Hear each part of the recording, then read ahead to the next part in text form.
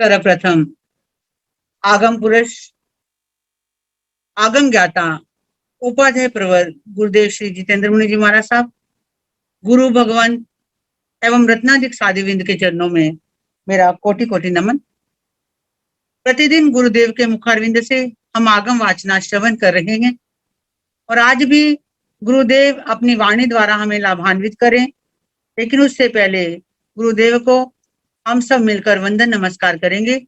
और आज प्रत्यक्ष रूप से वंदना का लाभ ले रही हैं हमारे कर्नाटक गज के श्री परम पूज्य श्री गणेश लाल जी महाराज साहब की सुशिष्याएं मधुर व्याख्यानी प्रतापी प्राची श्री जी महाराज साहब आदि ठाणे 3, जिनका चतुर्मास जालना के अंदर गतिमान है।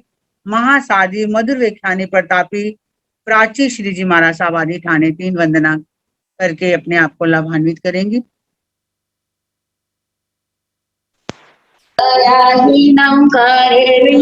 वन्दामि नमः स्वामी सत्कारेमि सम्मानेमि कल्याणं मंगलं देवयं श्रेयं प्रतिमासामि मथेर्वन्दम् देवो आयान्नं पयान्नि करेणि वन्दामि नमः स्वामी सत्कारेमि सम्मानेमि कल्याणं मंगलं देवयं श्रेयं प्रतिमासामि मथेर्वन्दम् देवो आयान्नं पयान्नि करेणि वन्दामि नमः स्वामी सत्कारेमि सम्मानेमि कल्याणं मंगलं देवयं श्रेयं प्रतिमासामि मथेर्वन्दम्।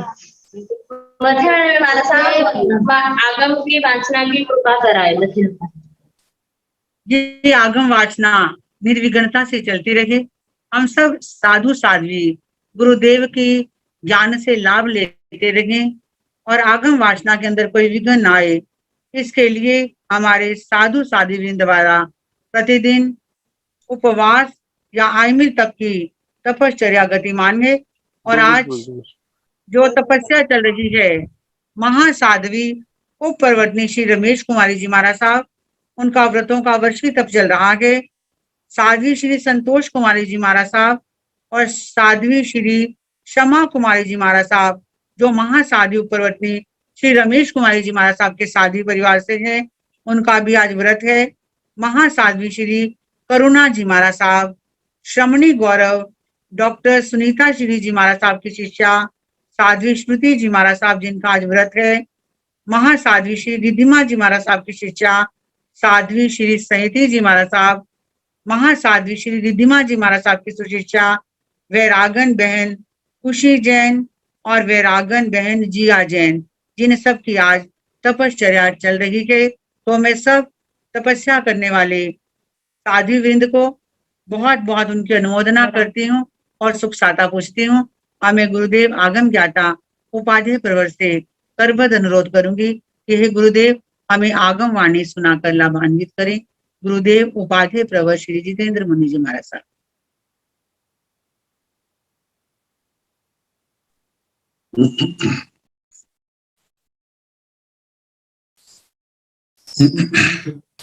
नमो अरिहंताण, नमो सिद्धाण, नमो आर्याण, नमो ओयाण, नमो लोय सब साहोण, हे सो पंच नमोकारो सब भाव प्रणसण मंगलानंत संदेशे परमं भवै मंगलम।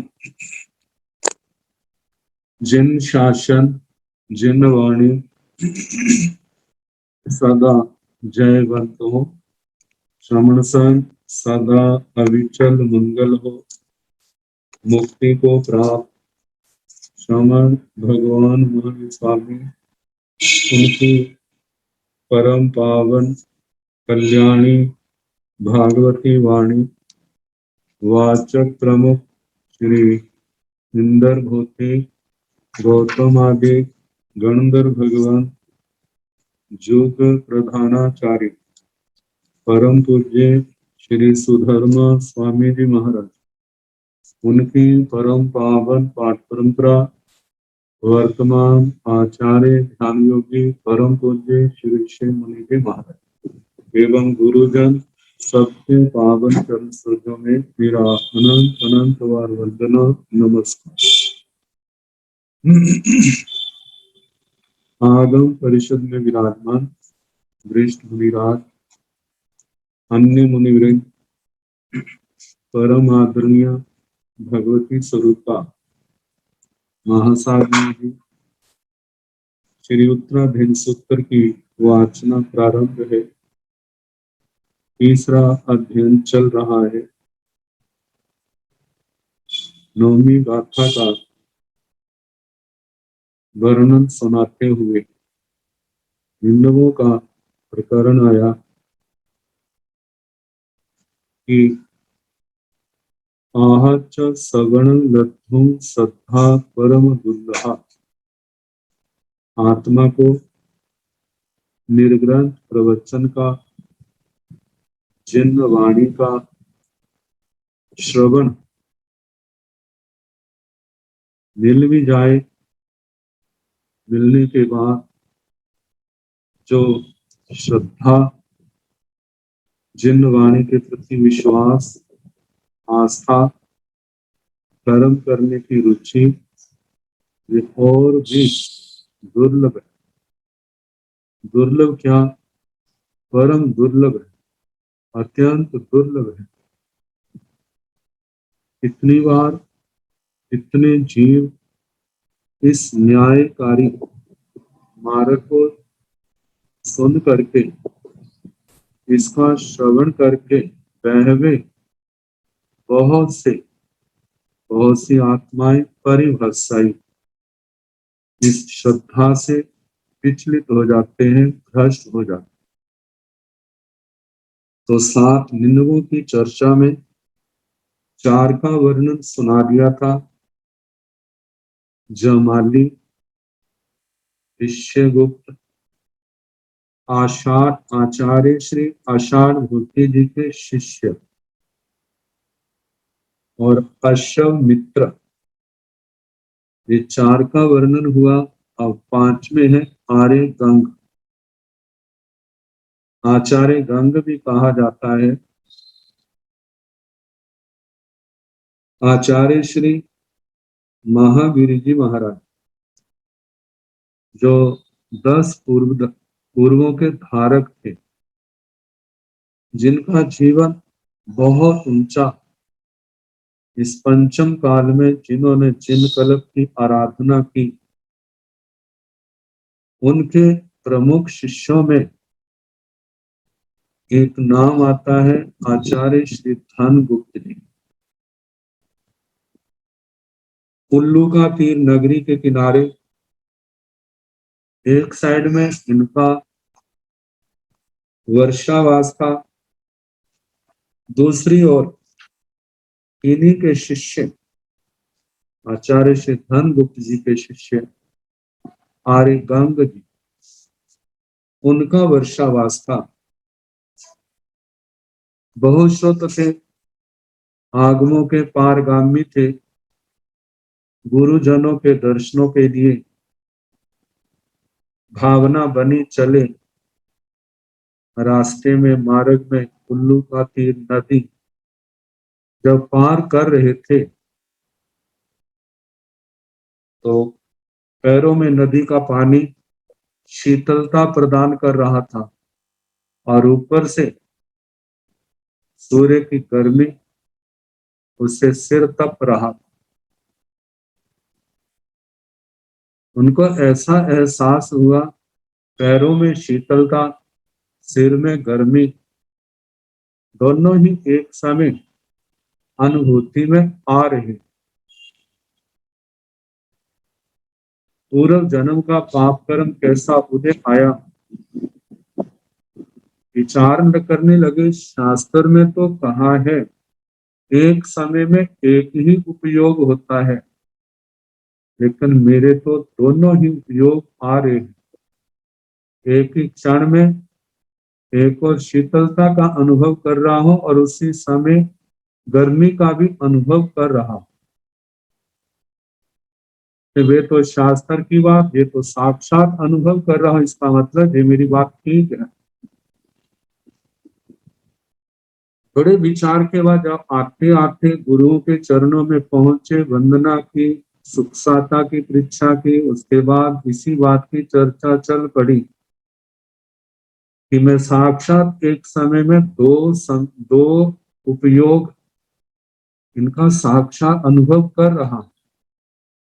इसका मतलब मेरा अनुभव ठीक है। गुरुओं ने रोका, ऐसा नहीं बोलना। इतने शास्त्रों में जिस अपेक्षा से कहा है बिल्कुल यथार्थ है। उस चर्चा में बात आई क्षण और समय। प्रत्येक क्षण में आपको दोनों अनुभूतियां हो रही है,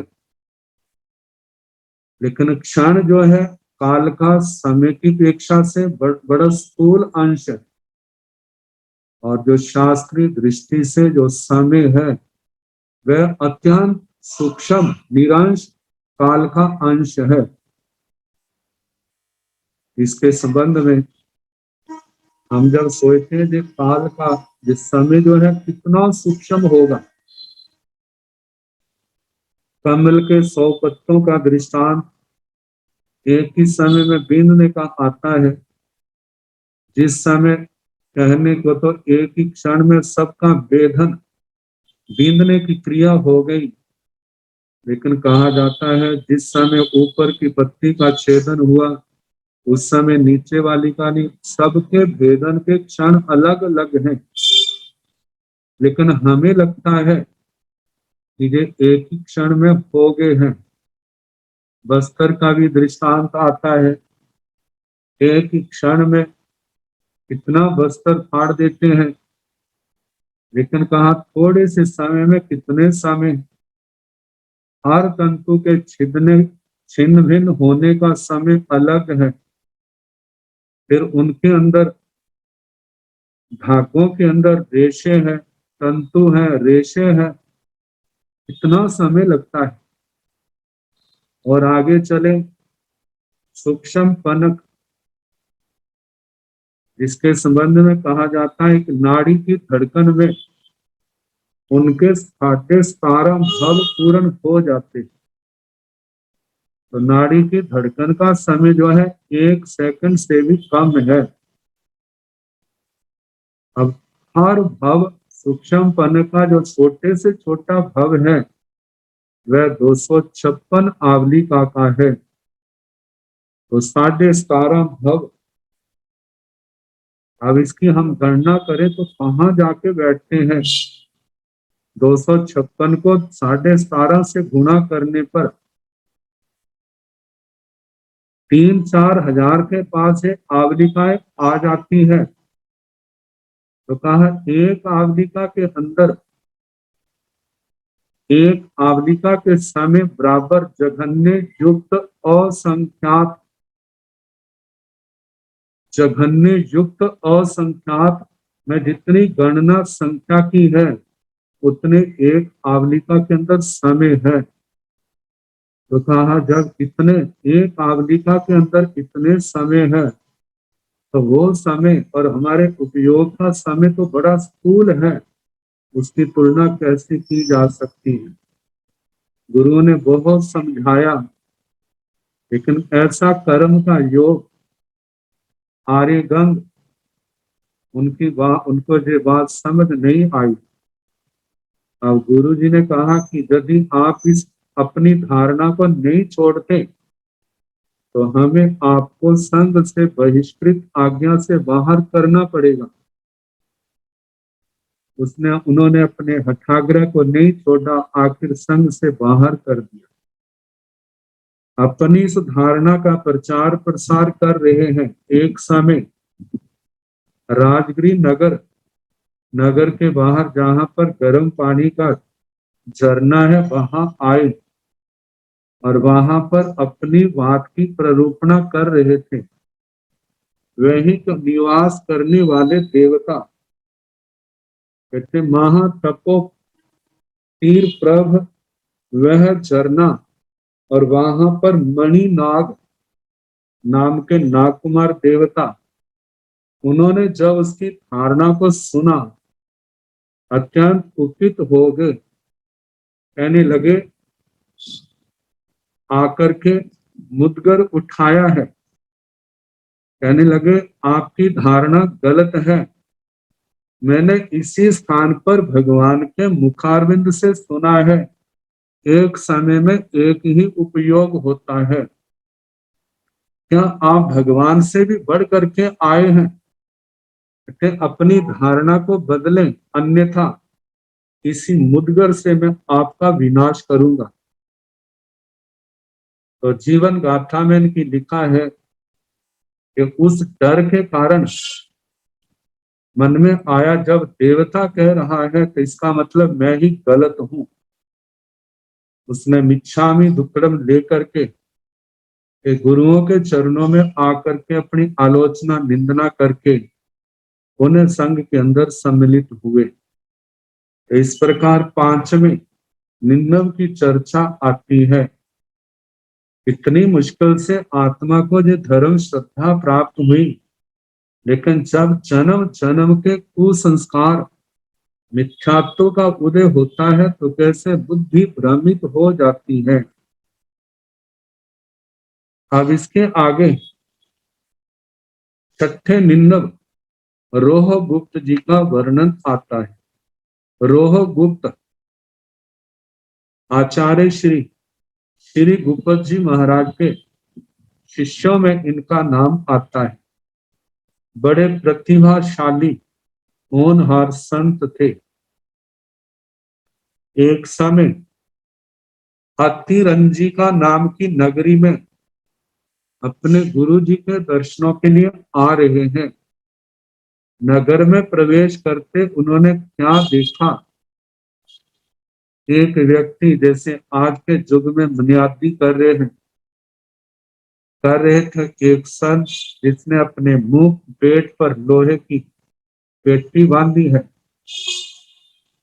हाथ में जामुन के वृक्ष की शाखा ली है और कह रहे हैं कि मेरे पास इतनी विद्याएं हैं, मेरा पेट ना फट जाए इसलिए लोहे की जो पेटी बांधी है।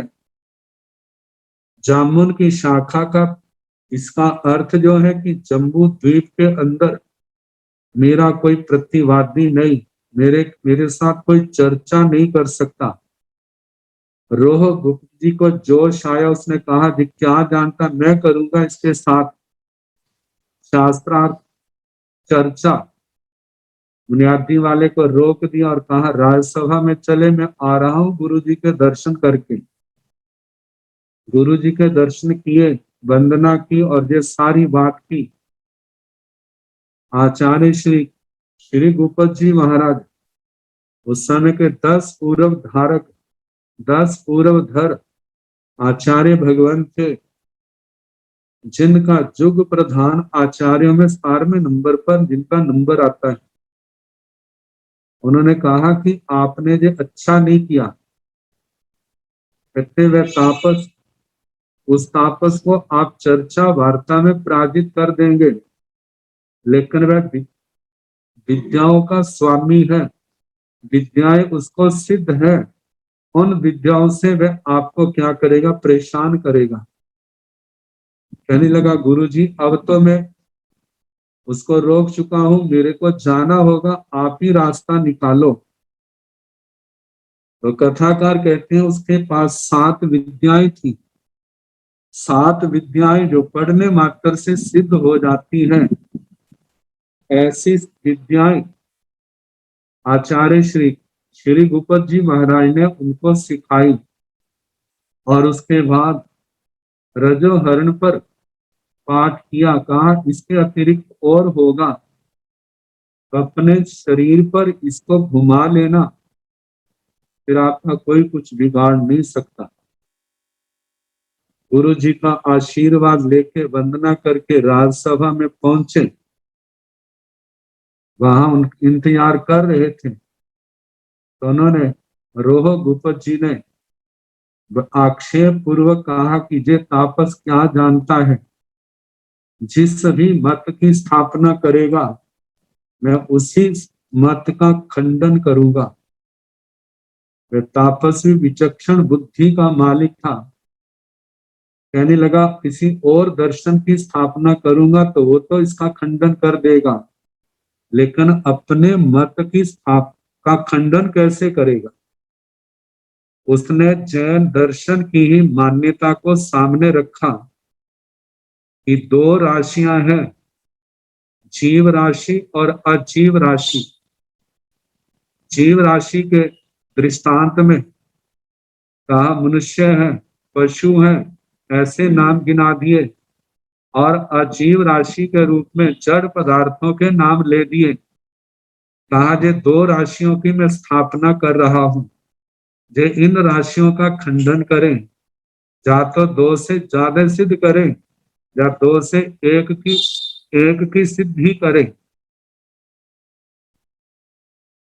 रोह गुपत जी एकदम हैरान हो गए, इसने तो मेरे ही मत को सामने रख दिया, लेकिन अब तो खंडन करना ही होगा। और उसने कहा कि ये तापस जो कह रहा गलत कह रहा है। संसार में तीन राशियां हैं, एक जीव राशि। जीव राशि के दृष्टांत दिए कि जे मनुष्य है, पशु है, जे जीव राशि में, अजीव राशि में जड़ पदार्थों का वर्णन किया। तीसरा नो जीव नो अजीव, तीसरी राशि की स्थापना की। इसके लिए दृष्टांत दिया छिपकली की कटी हुई पूंछ का। कहते हुए ना जीव है ना अजीव है, वो तड़पती है, हिलती है, ये मेरी तीसरी राशि में। इस प्रकार स्थापना करके उस तापस को तो पराजित कर दिया, और तापस ने अपनी विद्याओं का प्रयोग किया। कहा जाता है वे 7 विद्याएं, पहले वृश्चिक की पाठ करते हैं तो बिच्छू ही बिच्छू पैदा होते हैं। जिसके ऊपर विद्या वो छोड़ी है वे उसको परेशान करेंगे, काटेंगे। तो आचार्य जी के द्वारा जो 7 विद्याएं दी थी, उनके द्वारा तापस के द्वारा छोड़ी गई 7 विद्याओं का क्रमशः घात करते हैं, उनको नष्ट करते हैं। जैसे वृश्चिक विद्या को नष्ट करने के लिए मयूरी विद्या का वर्णन आया है कि जैसे वृश्चिक आते हैं और उधर से मोर आते हैं, वो उसका घात करते हैं। दूसरी जो तापस की विद्या थी वह सर्प की, तो सर्प की विद्या को नकुली विद्या से नष्ट किया। तीसरी मूषक चूहों की थी, इसको बिडाली विद्या से नष्ट किया। चौथी मृगों की थी, इसको व्याघ्री विद्या से। पांचवी बाराही, इसके लिए आता है सिंही विद्या से। बाराही बराहा सुअर, और उसको शेर जिसकी उस विद्या से। काकी विद्या का विनाश जो है उल्लू की, जैसे कौवे और उल्लू का आपस में बैर है तो उससे उसको नष्ट किया। आगे पोताकी शकुनिका पक्षियों की आती है तो उसको उल्लावक कहा है। पक्षियों की ओर यदि ध्यान से देखा जाए तो जैसे बाज प्राणी है वो उनको भगाता है, वो नष्ट करता है, तो इस विद्या से उसका घात किया। तो ऐसे 7 विद्याएं जब उसकी निष्प्रभावी कर दी तो 8वीं उसने गर्दभी विद्या को छोड़ा। जब वो गर्दभी आती है घात करने के लिए, तो जो आचार्य जी के द्वारा रजोहरण दिया था, उसने अपने रजोहरण को अपने शरीर के चारों ओर घुमाया। और तो कहते हैं रजोहरणेन ताड़िता सा गर्दभी विद्या, रजोहरण के द्वारा ताड़ित की हुई वह गर्दभी विद्या जो है उसी तापस का प्रभाव करके वो एकदम अदृश्य हो गई। जब अब तापस के पास कोई ऐसी शक्ति नहीं रही तो लोगों ने तापस का तिरस्कार किया।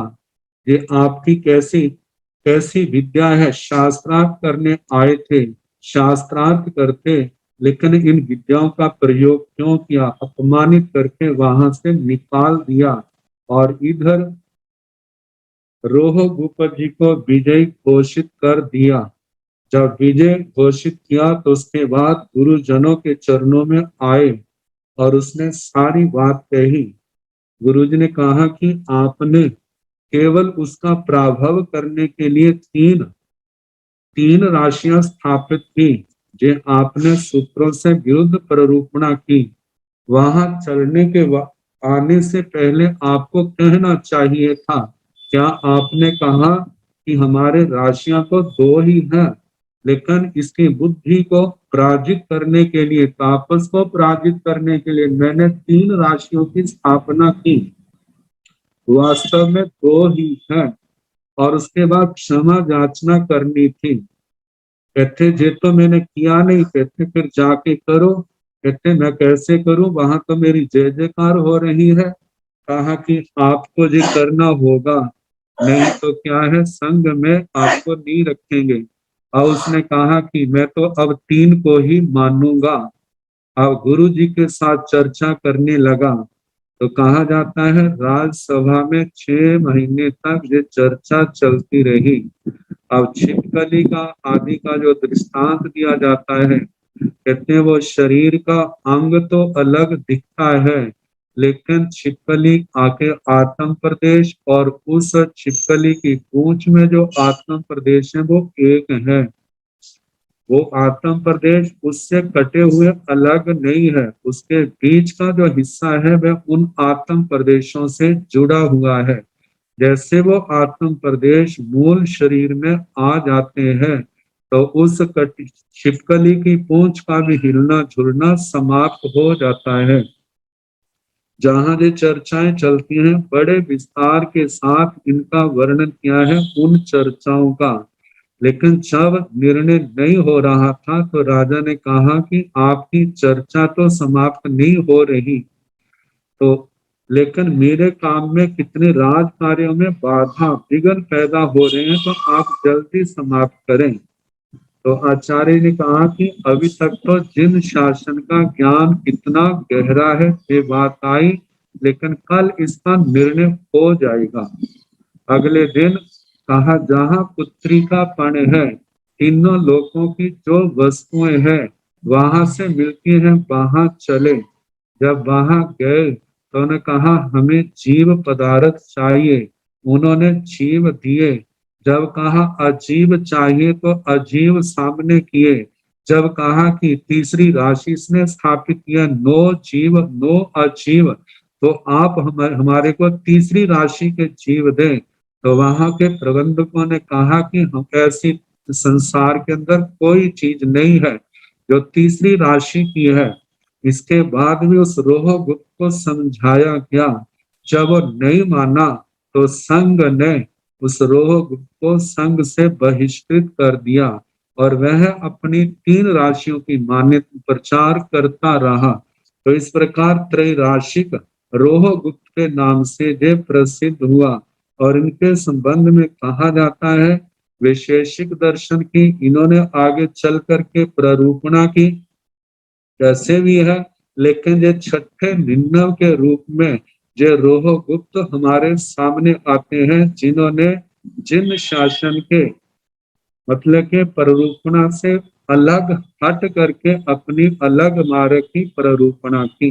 तो इस प्रकार छठे निन्नव रोहगुप्त। अब इसके आगे 7वें निन्नव आते हैं गोष्ठा माहिल।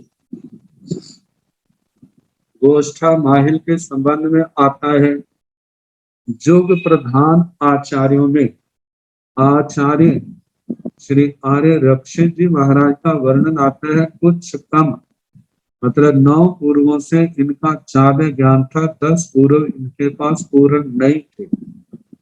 तो आचार्य आर्य रक्षित जी के अनेक शिष्य थे, उनमें अनेक बड़े प्रतिभाशाली संत थे, जैसे आर्य श्री दुर्वलिका पुष्य मित्र जी, धृत पुष्य मित्र जी, वस्त्र पुष्य मित्र जी, विंध्य जी, ऐसे गोष्ठा माहिल जी, फल्गु मित्र जी, अनेक प्रतिभाशाली शिष्य थे।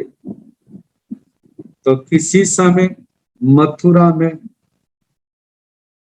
अक्रियावादी का बोलबाला ज्यादा चला। दूसरे मतांतरों को शास्त्रार्थ की चुनौती दी। अब ज्यादा प्रतिभाशाली होने के कारण से कोई उनके सामने खड़ा नहीं हो सका, तो वहां के श्रावक संघ ने ये निर्णय किया कि इस समय हमारे जुग प्रधान आचार्य जो हैं आर्य रक्षित जी हैं, हम उनके चरणों में जाते हैं, प्रार्थना करते हैं, इसका समाधान करें। जब संघ ने आकर के आचार्य श्री आर्य रक्षित जी के चरणों में प्रार्थना की, तो उन्होंने अपने आप को वृद्धावस्था के कारण से, साधना के द्वारा शरीर अत्यंत कृष्ण होने के कारण से वहां जाने में अपनी असमर्थता प्रकट की। लेकिन अपने शिष्य जो संसारी दृष्टि से मामा जी भी लगते थे, आर्य गोष्ठा माहिर जी को वहां पर भेजा, और वहां पर जब पहुंचे हैं, शास्त्रार्थ हुआ है और अक्रियावादी उनके अकाट्य तर्कों के आगे वो निरुत्तर हो गए, निष्प्रभावी हुए। जिन शासन की जय जयकार होने लगी, जब वापिस आना था तो वहां के संघ ने आर्य गोष्ठा माहिल जी को चतुर्मास वर्षावास वही मथुरा में करने की प्रार्थना की, और उन्होंने वहां का चौमासा मान लिया।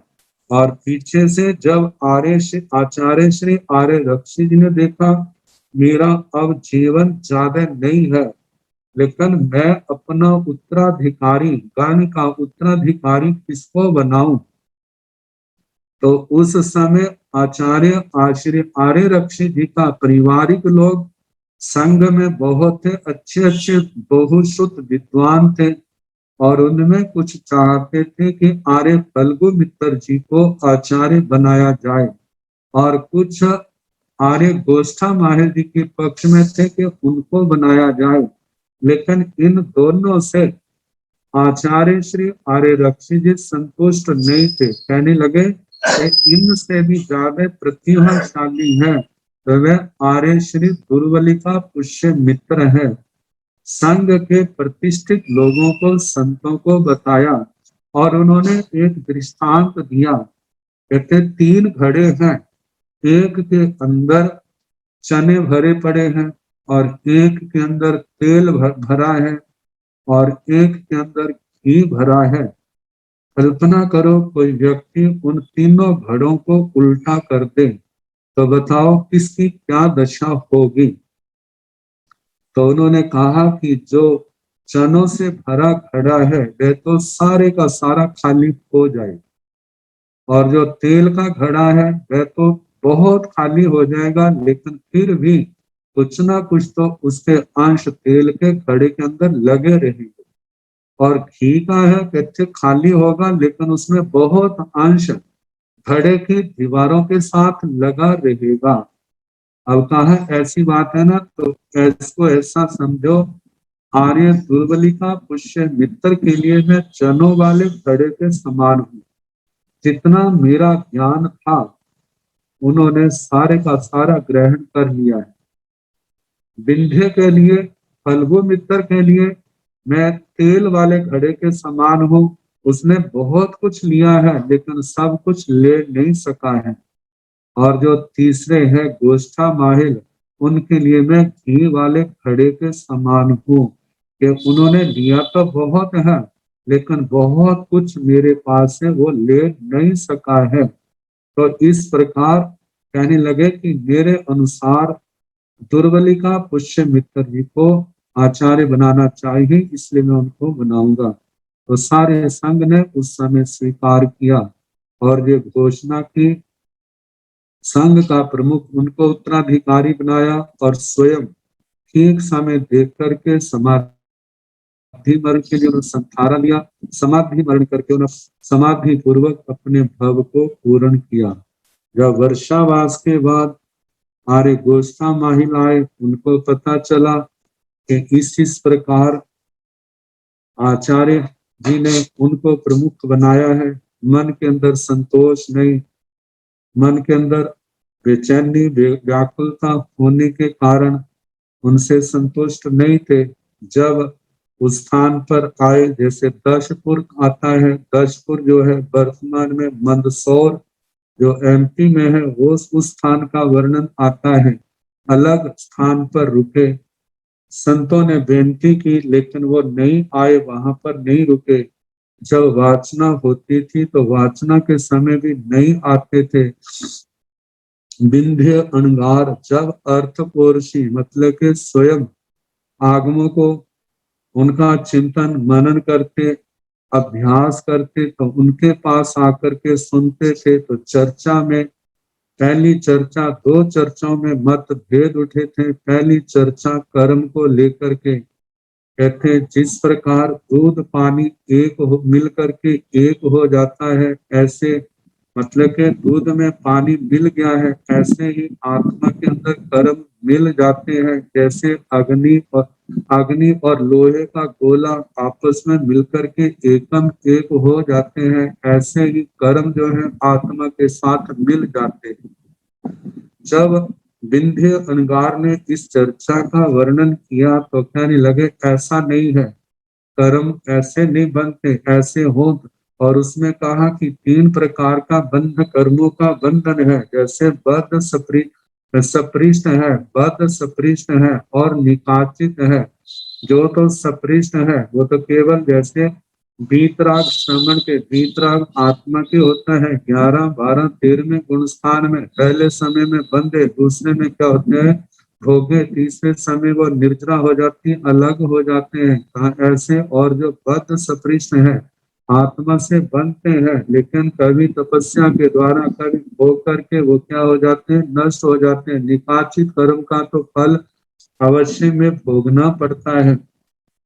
तो इस बात का गोष्ठा माहिर ने उसका खंडन किया, कहते ऐसा नहीं है, ऐसा है। कर्म का बंध जो है कंचुकी के समान है। कंचुकी मतलब कपड़ा जो हम पहनते हैं कपड़ा जो है उसको अपने शरीर को चारों ओर से घेरा हुआ है, ऐसे ही कर्म जो है आत्मा को चारों ओर से घेर लेते हैं, लेकिन अंदर जाने वाली बात ठीक नहीं है। अब अगले दिन आकर के जब विंध्य ने आचार्य श्री दुर्वलिका पुष्य मित्र जी से कहा, तो उनको ये कहा कि जो हमने कहा है वो यथार्थ है, हमने गुरुओं से जैसा सुना उसी के अनुसार घोषणा माहिर गलत कह रहे हैं। जब उसके आगे गोष्ठा माहिर से चर्चा हुई तो कहने लगे वो क्या जानते हैं, उनको नहीं पता है, जो मैं कह रहा हूँ वो सच है। अच्छा कोई बात नहीं, आगे चलो। तो पहली बात में उन्होंने मतभेद प्रकट किया। जिस समय प्रत्याख्यान के संबंध में चर्चा चल रही थी, प्रत्याख्यान पूर्व को पढ़ते हुए उसमें प्रत्याख्यान की बात आई, तो वहां पर कहा कि प्रत्याख्यान का जो जहां कहा कि आजीवन, कहते जब आजीवन किया है, आजीवन के स्थान पर सदा के लिए करना चाहिए, क्योंकि जो आजीवन करते हैं उनके बाद में, इस जीवन के बाद में आरंभ समारंभ काम भोगों को भोगने की चाहना प्रकट होती है, इसलिए पचखान ऐसे नहीं होना चाहिए।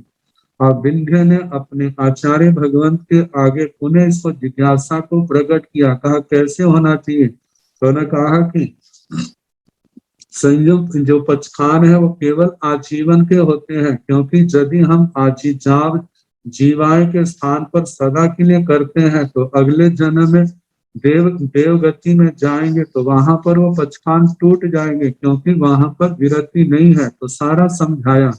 जिस समय गोष्ठा माहिल से चर्चा हुई, कहते ऐसा नहीं है, उन्होंने जिद पकड़ी। आखिर ये चर्चा चलते चलते आचार्य श्री दुर्वलिका पुष्य मित्र तक पहुंची, और जिस समय वहां भी समाधान नहीं हुआ तो उस समय के जो बहुश्रुत आचार्य भगवान थे, टीकाओं में कहा कि युग प्रधान उस समय के महान आचार्य थे, उनका सम्मेलन हुआ, आपस में सभा हुई, उसके अंदर ये चर्चाएं चली, तो उन सब ने यही कहा कि जो आचार्य श्री दुर्वलिका पुष्य मित्र जी कह रहे हैं यही हमारी परंपराएं आई, हम ऐसा ही मानते हैं, ऐसी परंपरा है। ये जो कंचुकी वाला दृष्टांत है और दूसरा जो पचखान है सदा के लिए होना चाहिए, ये आगम सम्मत नहीं है। लेकिन गोष्ठा माहिल ने अपना आग्रह नहीं छोड़ा। जब किसी प्रकार से नहीं माने तो उस समय कहा जाता है कि संघ ने शासन देवी को याद किया। जब शासन देवी आई है तो उसने कहा मेरे लिए क्या सेवा है, तो उन्होंने कहा कि भगवान सुंदर स्वामी जी से आप पूछ करके हमें बताएं कि किसका मत ठीक है, जो संघ कह रहा है वे मत ठीक है या गोष्ठा माहिर का मत ठीक है। तो उस देवी ने कहा कि रास्ते में विघ्न बाधाएं बहुत हैं, तो आप मेरे को कायोत्सर्ग का बल दें। मतलब जब तक मैं वापिस ना आऊं आप सब ने कायोत्सर्ग में बैठना और आपके इस ध्यान के बल से मैं वहां पर निर्विघ्न पहुंच जाऊंगी और आप उत्तर लेके आऊंगी। तो जैसे कायोत्सर्ग में गए हैं तो कहा जाता है देवी व शासन देवी वहां गई है। जाकर के उन्होंने भगवान सुनिंदर स्वामी से वंदना करके पूछा भगवान वहां पर ऐसी चर्चा हो रही है तो आप कृपा करें, निर्णय करें कि सच कौन है। तो उन्होंने कहा कि जो संघ कह रहा है, जो आचार्य गुरुवली का पुष्य मित्र जी का पक्ष है वो सत्य है, गोष्ठा माहिल का पक्ष जो है वो असत्य है। वह क्या है, निन्नव है, सातवां निन्नव है। जब ऐसा कहा तो आकर के उन्होंने शासन संघ के आगे निवेदन किया कि मैं आ गई हूँ, और उसके बाद वो सारी बात कही कि भगवान ने ऐसा कहा है। जब संघ ने गोष्ठा माहिर को कहा कि आप अपनी धारणा बदलो, ये उत्तर ऐसा आया है, कहने लगे ये तो अल्प रिद्धि वाली देवी है, आपके पक्ष ले रही है, मैं इस बात को नहीं मानता। जब उन्होंने अपने आग्रह को नहीं छोड़ा तो संघ ने एक निर्णय करके उनको संघ से बाहर कर दिया। तो इस प्रकार के साथ में निंदव की चर्चा आती है। बाकी निंदवों का तो एक एक बात को लेकर के मतभेद था। गोष्ठा माहिल के बारे में आता है कि इनका दो बातों को, कर्म और प्रत्याख्यान को लेकर के मतभेद था। इनमें कितने तो 5 निंदव तो पुनः शासन, 4 निंदव तो पुनः शासन में आ गए, लेकिन 3 निंदव जो है आजीवन संघ से बाहर रहे, जैसे जमाली जी और दूसरे रोहो भूपत जी और गोष्ठा माहिल जी जो संघ से मतलब शासन से आजीवन बाहर रहे। तो इस प्रकार जो हिंदुओं की चर्चा आई है, तो जहाँ पर गाथा में कहा था कि बहने परिभाषाई बहुत से लोग जो हैं इस शासन को पा करके न्यायकारी मार्ग को सुन करके भी बहुत से लोग जो है पाप कर्म के उदय के कारण से भ्रमित हो जाते हैं और इस निर्ग्रंथ मार्ग से मोक्ष मार्ग से भ्रष्ट हो जाते हैं। इस प्रकार 9वीं गाथा, इसके आगे 10वीं गाथा। सोइं च लघु सद्धं च वीर्यं पूर्ण दुर्लभं बहवे रोए माना भी नो एणं परिभज्जय। सोइं च लघु सद्धं च श्रुति, मनुष्य जन्म के बाद आगम वाणी निर्ग्रंथ वाणी का श्रवण श्रुति इसको प्राप्त करके फिर सद्धं च कर्म करने की रुचि, ये श्रद्धा, ये विश्वास, आस्था, कर्म करने की रुचि, संयम तक पालने की रुचि ये भी प्राप्त होगी। इसको प्राप्त करने के बाद वीर्यं पूर्ण दुर्लभं, आत्मा की शक्ति को धर्म के आचरण में लगाना, ये और भी क्या है, दुर्लभ है। संसारी आत्माओं की ये जो बलवीर्य अंतराय कर्म के क्षोभम से शक्ति मिली है, लेकिन मोहनी कर्म का उदय होने के कारण से, उसमें भी चारित्र मोहनी कर्म का विशेष उदय होने के कारण से वो इतना तो जानते हैं निर्ग्रंथ मार्ग सत्य है, एकांत रूप से हितकारी है, कल्याणकारी है, इस मार्ग पर हमें चलना चाहिए। संसार के अंदर जीव भी है, अजीव भी है, लोग पुण्य करते हैं, पाप करते हैं, उनके फल को अपने कर्म के अनुसार भोगते हैं। कर्म उद्गल रूप है, ये आत्मा में अपनी क्रियाओं के द्वारा आते हैं। अपनी क्रिया जीव मतलब आरंभ समारंभ आदि करते हैं। मिथ्यात्व, अविरति, प्रमाद, कषाय योग योग, शुभ योग, अशुभ योग, इनके माध्यम से पुण्य पाप का उपार्जन करते हैं। ये कर्म आगमन आत्मा से होता है और इसको रोका जा सकता है। बंदे कर्मों को तोड़ा जा सकता है। तोड़ने का, निर्ग्रह करने का साधन जो है वह 12 प्रकार का तप है। कर्म आत्मा के साथ कैसे बनते हैं ये भी जानते हैं। आत्मा का मोक्ष होता है जब सारे कर्म कट जाते हैं। ये सब इनके प्रति जानकारी है, श्रद्धा है, विश्वास है। लेकिन चारित्रावर्णी कर्म का ऐसा उदय है कि जीवन में सर्व विरति तो दूर, देश विरति भी उनके जीवन में नहीं आती। तो इसलिए कहा जाता है कि चारित्र, श्रद्धा के पश्चात चारित्र का आना और भी दुर्लभ है, मिलना और भी मुश्किल है। तो कहा है कि बहबे रोए माना भी, बहुत से लोग रुचि करते हैं हमें धर्म मिले, हम संयम पाले, तपस्या करें, चलो साधु जीवन नहीं, कम से कम श्रावक जीवन ही पाल ले। लेकिन वो श्रावक वृत्ति भी उनके जीवन में नहीं आती। तो कहते हैं वी नो एणम परिवर्जाय, वो इस चारित्र का सम्यक प्रकार से पालन नहीं कर सकते। अपनी शक्ति का प्रयोग जो है वह संबर और निर्जरा के लिए नहीं होता। तो कहा कि ये धर्म, अपनी शक्ति का प्रयोग धर्म के मार्ग में लगाना, ये और भी क्या है, दुर्लभ है। जैसे कहा जाता है, पहले भी कई बार बताया है कि 7 कर्म प्रकृतियों का क्षोभम हो तब सम्यक्तों का दरवाजा खुलता है। 4 अनंतर वन्य के पेशाए, मिथ्या दर्शन मोनि, मिश्र दर्शन मोनि,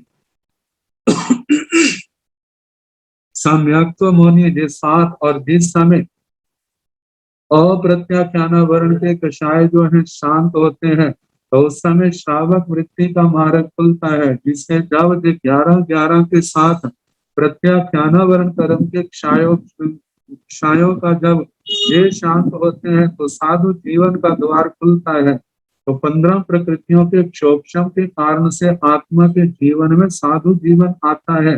जब मौनी कर्म उदय है तो जब तक जब उदय है तो आत्मा को जथा क्या चारित्र की प्राप्ति नहीं होती। तो जहाँ फरमाया जा रहा है कि बहुत से लोग जो है धर्म के संबंध में रुचि करते हैं, कहते हैं वो कितने भाग्यशाली हैं जो संयम की आराधना कर रहे हैं, कर्म का, कर्मों के बंधनों को काटने के लिए तपस्या कर रहे हैं, कितने भाग्यशाली हैं। लेकिन हमने कैसे अंतराय बांधे हैं और इनको देख करके उनकी आंखों में आंसू तक आ जाते हैं। अपनी लाचारी, अपनी मजबूरी के लिए वो आंसू बहाते हैं। तो कहा ये जो पराक्रम है ये और भी क्या है, दुर्लभ है, मुश्किल है। तो आगे फरमाया है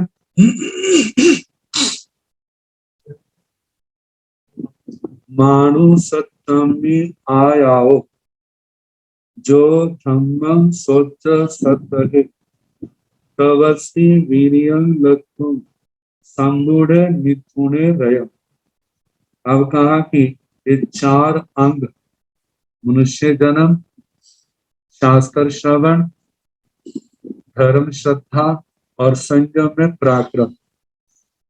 मानो सप्तमी आयाओ, मनुष्य भव में आया हुआ, मनुष्य जन्म को प्राप्त किए हुए ये जीव, जो धम्मं सोच सत है, जो आत्मा धम्मं सोच धर्म का श्रवण करके सद है श्रद्धा करता है। और उसके बाद तवसी वीर्यं लब्धुम संबुढ़े निथुणे रयम। तवसी तपस्वी, वीर्यं लब्धुम शक्ति को धर्म में, अपनी शक्ति को धर्म में लगाना। इस प्रकार इस शक्ति को संयोग करके संबुढ़े संवृत 5 आश्रत द्वारों को जिसने संवृत कर दिया है संवर के द्वारा, जैसे मिथ्यात्व को सम्यक्त्व के द्वारा, अविरति को विरति के द्वारा, प्रमाद को अप्रमाद के द्वारा, कषायों को अकषाय भाव के द्वारा, अशुभ योगों को धर्म योगों के द्वारा, हिंसा, झूठ, चोरी, कुशील, परिग्रह को अहिंसा, सत्य, स्नेह, ब्रह्मचर्य, अपरिग्रह के द्वारा, 5 इंद्रियों को इंद्रियों के संयम के द्वारा, मन, वचन, काया को मतलब पाप से हटा करके धर्म मार्ग में लगाया। कोई वस्तु लेनी है, देनी है, रखनी है, छोड़नी है, रखनी है, उठानी है, देनी है, देनी है, तो यत्न पूर्वक इस प्रकार जिन्होंने अपने आप को संबर के द्वारा संप्रित कर लिया है, कर्म आने के मार्गों को रोका है, तो इस प्रकार तपस्वी अपने आत्म बल को, वीर्य को प्राप्त करके निथुणे रयम इस राज्य को, जो कर्मों की मैल है, इसको नष्ट कर दे। मतलब इनको प्राप्त करके कर्म राज्य को साधक, संयमी आत्मा, संयत आत्मा, संप्रित आत्मा, तपस्वी आत्मा उस कर्म राज्य को धुन देता है, नष्ट कर देता है। आगे बताया है, सोहि उज्ज्व भूयस ब्रह्म शुद्ध स चिट्ठाई निब्बाण परमं जाई भय सिद्धिव पावै। अब कहा है कि सोहि उज्ज्व भूयस, सोहि शुद्धि, अंतःकरण की निर्मलता, आत्मा की निर्मलता किसकी होती है? उज्ज्व भूयस, जो ऋजु भूत, जिसके हृदय में, जिसकी आत्मा में सरलता नहीं। मतलब कि सरलता है, जहां सरलता होगी वहां उसका हृदय शुद्ध होगा। जहां हृदय शुद्ध होगा, धम्मो शुद्ध स चिट्ठाई, जो हृदय आत्मा शुद्ध है, कहते वहीं पर धर्म का निवास है, वहीं पर धर्म स्थित होता है, वहीं धर्म स्थिर रहता है।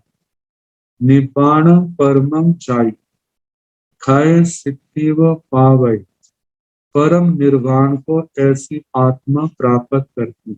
परम निर्वाण, निर्वाण का अर्थ तो सिद्ध गति है, लेकिन जहां पर आचार्यों ने अर्थ किया है परम दीप्ति को प्राप्त होता है, आत्मा की निर्मलता को प्राप्त होता है। कहते हैं गए सिद्ध व पावै, पावक, पावक अग्नि को कहा जाता है।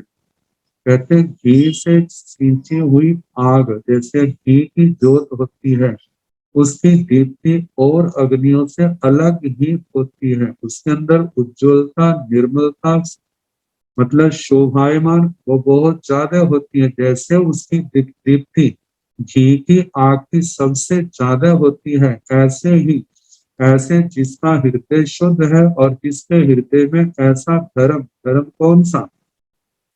ये 10 प्रकार का धर्म, खंति, बुद्धि, अजवे, मतवे, लाघवे, सत्य, संयमे, तवे, चियाय, बम चेरवासे, जे धर्म इसके हृदय में, इसकी आत्मा में है, तो उसकी आत्मा दिन प्रतिदिन निर्मल होती जाती है। आत्मा का तेज, आत्मा की समाधि, आत्मा की शांति दिन प्रतिदिन बढ़ती जाती है। जैसे कहा जाता है कि एक मास का दीक्षित यदि उसका संयम ठीक है, तो उसका जो सुख समाधि है वाणियंतर देवों से बढ़ जाती है। भगवती सूत्र के अंदर वर्णन आया है कि 12 महीने का संयम जिसका है, वह तो 26 में देवलोक के सुख को भी, उसकी लेशा को पार कर जाता है। तो कहा जाता है ये सारा किसका प्रभाव है? ये इस धर्म का है, शुद्ध धर्म की आराधना। तो जैसे घी से सींची हुई आग जो है वो अत्यंत तेजस्वी दीप्तिमान होती है, ऐसे वह आत्मा भी दिन प्रतिदिन दीप्तिमान होता है।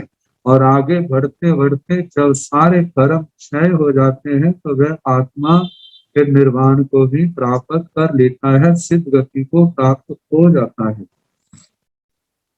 आगे फरमाया है, बीगिंच कम्मुनो हेउ जसं संचिणु खंतिये पाढ़वं शरीरं इच्छा ऊर्ध्वं पकमाई दिशा।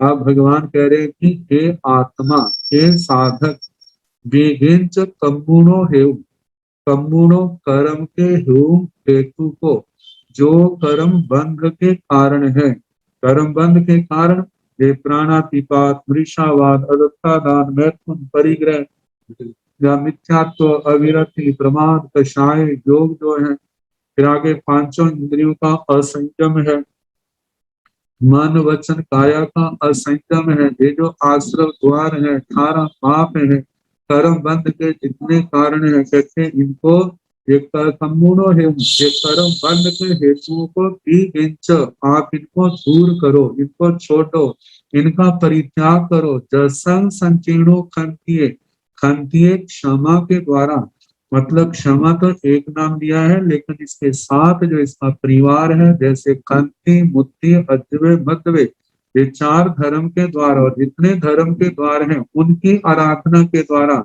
जसंग संकीर्णो, जश का संचय कर, जस का जहाँ अर्थ है जश संयम के लिए दिया है कि आप संयम का संचय करो। जश कर जो विनय है अथवा संयम है, इसका संचय संग्रह करो, इनकी आराधना करो। इनकी आराधना करने से क्या होगा, कहते नए कर्मों के बंध से आप बचोगे और पुराने कर्मों के बंध को आप तोड़ोगे, उनकी निर्जरा होगी। तो ऐसा करने से पाठवं शरीरम इच्छा, पाठवं का मतलब इस पार्थिव शरीरम, शरीर को, इस पार्थिव शरीर को इच्छा छोड़ करके, परित्याग छोड़ करके, उठम पकमय दिशा, ऊर्ध्व दिशा में प्रक्रम, मतलब गमन करोगे, मतलब कि आपका जो गमन है फिर ऊर्ध्व दिशा में होगा। ऊर्ध्व दिशा में से, इसका मतलब दो गतियां हैं। यदि सभी कर्मों का क्षय हो जाता है तो सिद्ध गति है, यदि सभी कर्मों का क्षय नहीं होता तो देवलोकों में महर्षिक देवता के रूप में आपका जन्म होगा, वे भी आपकी ऊर्ध्व गति है। तो इस प्रकार इस शरीर को छोड़ने के बाद आप ऊर्ध्व गति को जाओगे, लेकिन कब, जब आप इन कर्म के बंध के हेतुओं को आप परित्याग करोगे और इस समय क्षमा आदि के द्वारा संयम का, धर्ममय जीवन का संचय करोगे, और तब आप इस शरीर को छोड़ करके ऊर्ध्वगामी, ऊर्ध्व गति के स्वामी बनोगे, ऊर्ध्व गति के अधिकारी बनोगे।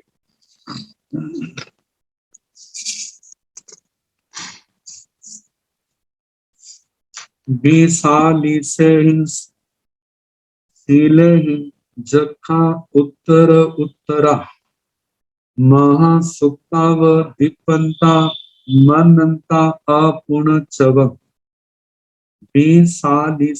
सीले, सीले शील व्रत, शील व्रत अहिंसा है, सत्य है, अस्तेय है, ब्रह्मचर्य है, अपरिग्रह है, रात्रि भोजन का त्याग है, 5 समितियां, 3 गुप्तियां हैं, 10 प्रकार का यति धर्म है, जितने सम्य ज्ञान, दर्शन, चारित्र, तप है, 5 प्रकार का आचार है, ये सारे का सारा क्या है, शील।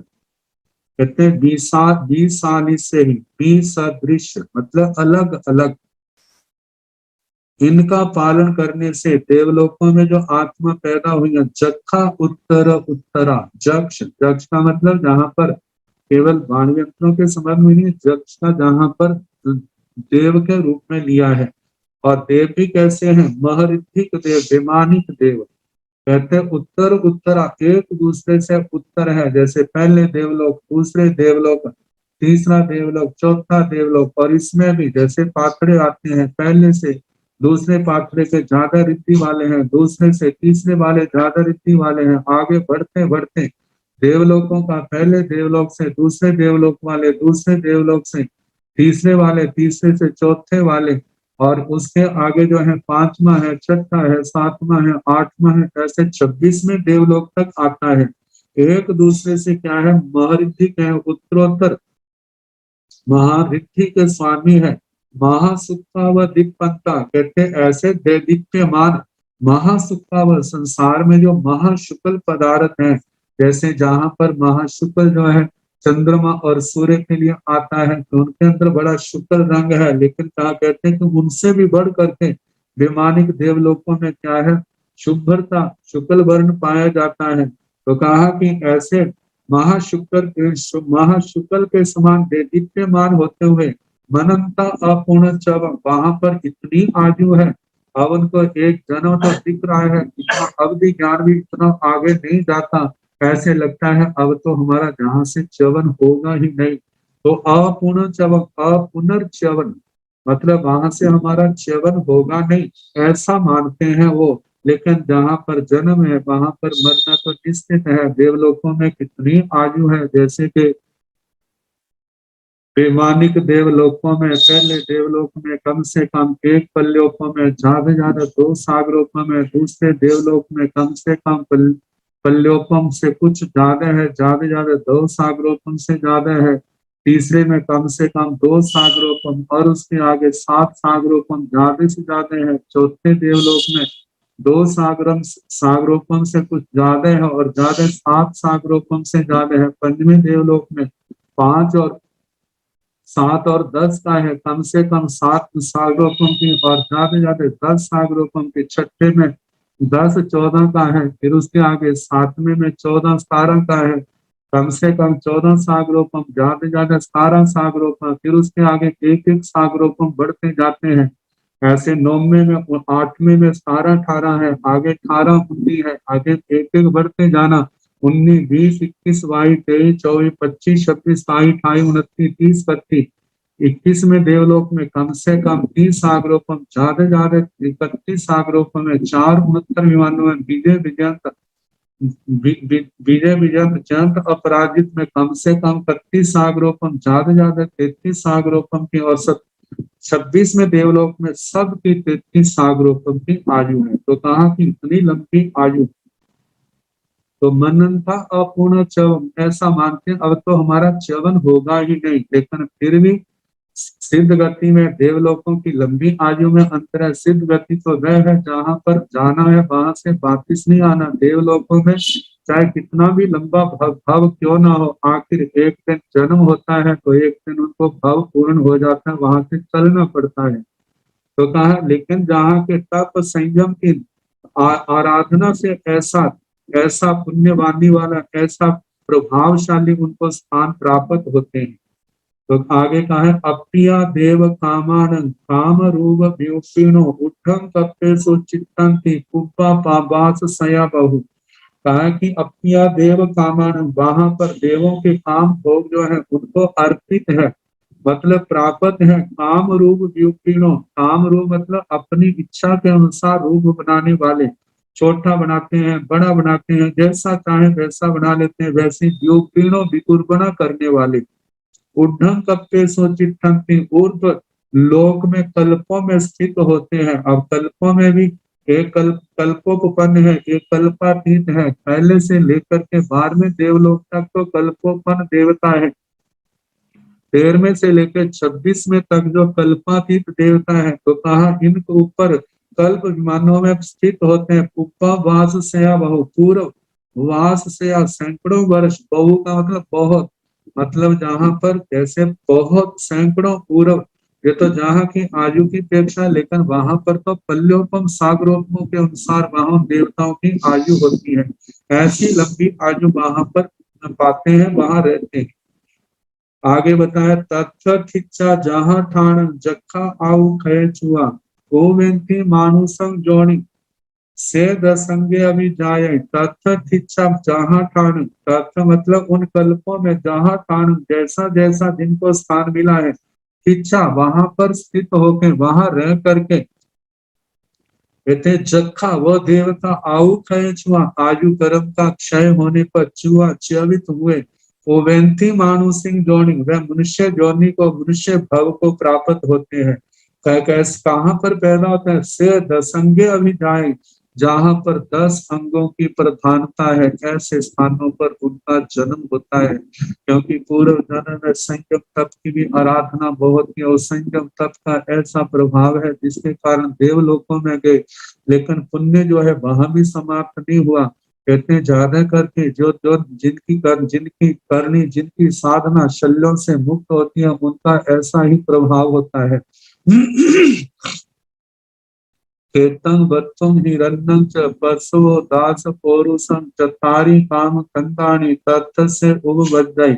उन 10 संगों में पहला कहा है कि खेतन, ऐसे स्थानों पर उनका जन्म होगा जहाँ खेतन, खेतन का मतलब खेत, खुली जमीन, तो जमीन बहुत होगी। बत्थुम वास्तु, गृह, प्रसाद, भवन बहुत होंगे। हिरण्यम च, वहां पर सोना चांदी आदि बहुत होंगे। पशु दास पौरुषम, पशु पशु, दास पौरुषम दास पोष्य, मतलब दास पुरुषों का समूह, ऐसे जो है बहुत होंगे। जहाँ चतारी काम खंडाणी, ये चार क्या है? काम स्कंद है। जैसे क्षेत्र, वास्तु, हिरण्य, ये तीन बातें आ गई। पशु, पशुधन, दास और पुरुषों का परिवार आदि का समूह, ये सब क्या होता है? चारों काम स्कंद। ये चार काम स्कंद जहाँ होते हैं, चतारी काम खंडाणी, ये चार काम स्कंद जहाँ पर है, तत्व से उभवते, वहां पर जन्म होता है, जो देवलोकों से आई है। तो कहा कि हर देवलोक से आने वाले जीव का, हर किसी का ऐसे स्थान पर जन्म हो ऐसा नहीं। जिन्होंने विशुद्ध धर्म पाला होता है, आराधक होते हैं, उन्हीं को ऐसे स्थानों की ज्यादा प्राप्ति होती है। तो ये एक अंग आया, 9 अंगों का वर्णन अगली गाथा में किया जा रहा है। मितवम नायवम होई, उच्चा गोय वन्नवम, अप्पायंके महापन्ने, अभिजाये जसो बले। मितवम, वह सन मित्र, अच्छे अच्छे मित्रों से युक्त होगा, उसके अच्छे अच्छे लोग मित्र होंगे।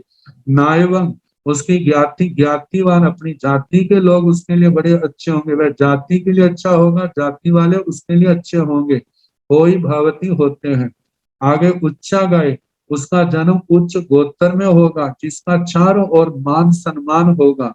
आगे बन्नवम, वह सुंदर वर्ण वाला, सुंदर रूप वाला होगा। अप्पायंके, अप्पायंके अल्पातंक, उसका शरीर निरोग होगा। महापन्ने, महाप्राज्ञ, महान प्रज्ञा का धनी होगा, बुद्धि बल बहुत होगा। अभिजाय, अभिजात मतलब कुलीन होगा, कुलीन लोगों के उसके अंदर गुण होंगे। आगे जसो बले, जसो का मतलब यशस्वी होगा, उसका चारों ओर जश फैल जाएगा। बले, बलवान होगा, आत्म बल का धनी, शारीरिक बल का धनी, सब प्रकार के बलों से संपन्न होगा। ऐसे 10 अंगों की प्रधानता होगी। आगे फरमाया है, भोचा मानुषाय भोय, अपरिरूपे अहावम, उपम विशुद्ध सद् केवलम बोहि बुच्छिया। भोचा मानुषाय भोय, इस मनुष्य भव में आकर के जो भोगावली कर्म है, निकाचित कर्म है, कहते हैं उनको भोचा भोग करके, मानुषाय भोय, मनुष्य जन्म संबंधी भोगों को भोग करके, अपरिरूपे अहाव, अपरिरूपम अप्रतिरूप, जो अपने आप में अनुपम है, श्रेष्ठ है। अहाव, अपनी आयु के अनुसार आयु पर्यंत, लेकिन उसके कोई कमी रहेगी नहीं। लेकिन उपम विशुद्ध सद्, पूर्व, उपम का मतलब पूर्व जन्म में जो उसने धर्म संस्कारों से अपनी आत्मा को संस्कृत किया था, धर्म संस्कारों को मजबूत बनाया है, अच्छी संगति से, शास्त्र स्वाध्याय से, महापुरुषों की जीवन गाथाओं को बार बार सुन करके धर्म के रंग में अपने आप को रंगा है। तो विशुद्ध सद्, विशुद्ध सद् धर्म वाला, वह केवलम वो ही बुद्धिया, केवलम वो ही, केवली भगवंतों के द्वारा जो बोधि कही है, केवली प्रज्ञात, केवली भगवंतों के द्वारा जो कहा गया धर्म है, और धर्म की प्राप्ति रूप जो बोधि है, उसको बुझिया, उसका अनुभव करता है, उस मतलब बोध को प्राप्त होता है। अब बोध को प्राप्त होने का मतलब धर्म की जानकारी हो जाती है, धर्म के प्रति श्रद्धा विश्वास बैठ जाता है, धर्म करने की रुचि पैदा होती है, और मन करता आत्मा में ऐसी लगन की जितनी जल्दी हो सके मैं सबको छोड़ करके संयमी जीवन अपनाऊं, और संयमी जीवन अपना करके जो मेरा काम रह गया है कर्मों को क्षय करना, मैं संयम तप की निर्दोष आराधना करके समस्त कर्मों को क्षय करके सिद्ध गति को प्राप्त करूं। तो कहा इस प्रकार वह केवल बुद्धि को प्राप्त करता है। चाउरंगम दुल्हं नच्चा, संयमं परिवज्जिया, तवसा भूय कम मन से, सिद्धे हवई सासाय त्रिवेणी। चौरंगम दुल्लहम नच्चा, ये 4 अंग परम दुर्लभ है।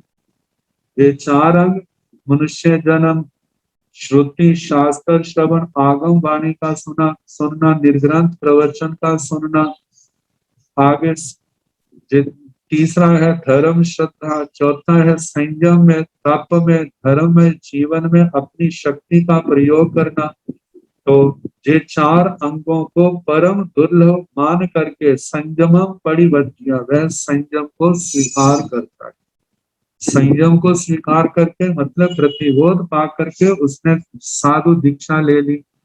जब दीक्षा ले ली, संयम में आ गया, संयम की आराधना करते हैं, तब सा धूय कम मन से, तब सा तप के द्वारा धूय कम मन से, जिसने भून दिया है कर्म मांसों को, कर्म बंधनों को तोड़ दिया है, ऐसी वह आत्मा सिद्धे हवई साई, वह शाश्वत सिद्ध गति को सिद्ध हो जाता है, सिद्ध गति को प्राप्त कर जाता है, इस संसार सागर को पार कर जाता है। कि वे भी आचार्य श्री सुधर्म स्वामी जी महाराज कहते हैं, इस अध्ययन का जैसा मैंने अर्थ सुना वह आपको मैंने सुनाया।